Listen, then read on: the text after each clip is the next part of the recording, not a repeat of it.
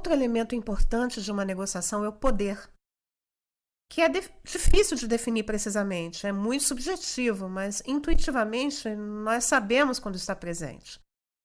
A maneira mais óbvia de exemplificar uma relação de poder é através da hierarquia, isso é, um diretor normalmente tem mais poder que um gerente e menos que o presidente da empresa. Mas há outras relações de poder muito mais sutis. Por exemplo, falando de maçãs.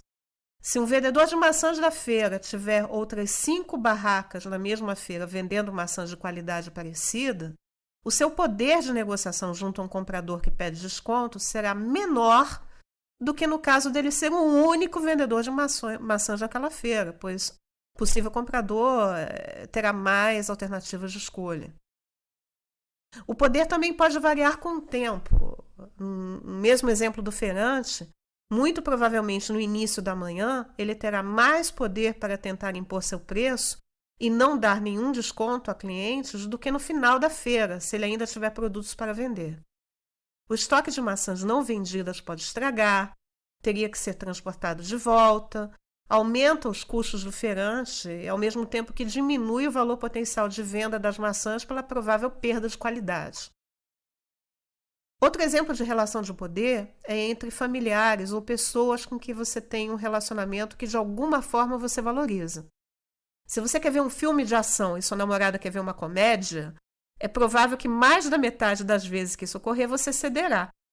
Ou, em outros termos, cederá na negociação da escolha do filme. Pois para você é mais importante manter um bom relacionamento com ela do que ter sua escolha de filme prevalecendo. Ou pelo menos deveria ser.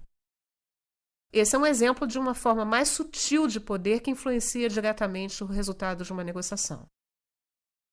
Ao planejar uma negociação, é importante reconhecer a relação de poder presente entre os negociadores, para, primeiro, estabelecer objetivos realistas de negociação.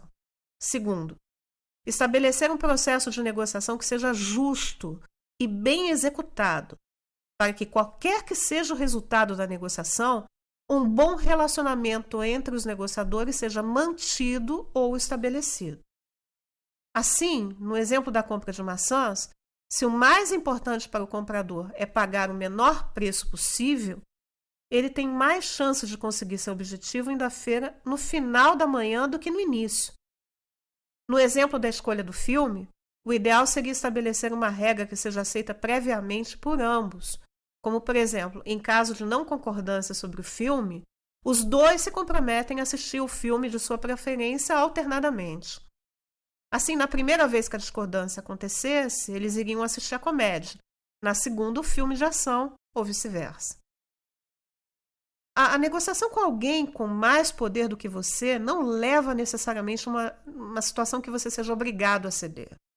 Por exemplo, se seu chefe se dispõe a negociar seu salário com você, além de entender que a posição superior dele na hierarquia da empresa vai afetar o processo e o resultado da negociação, você deveria entender, primeiro, as regras salariais da empresa, pois elas, entre aspas, têm mais poder do que seu chefe individualmente.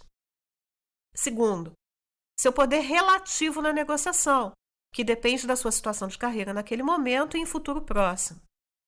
Se há uma fila de profissionais disponíveis capazes de fazer o seu trabalho pelo mesmo que você ganha ou menos, você está numa posição frágil de negociação. Mas se seu chefe depende de você para executar uma dada tarefa de substituição difícil, então, mesmo você sendo chefiado, você terá bastante poder para negociar. Em alguns casos, até mais do que seu chefe. Até o próximo vídeo!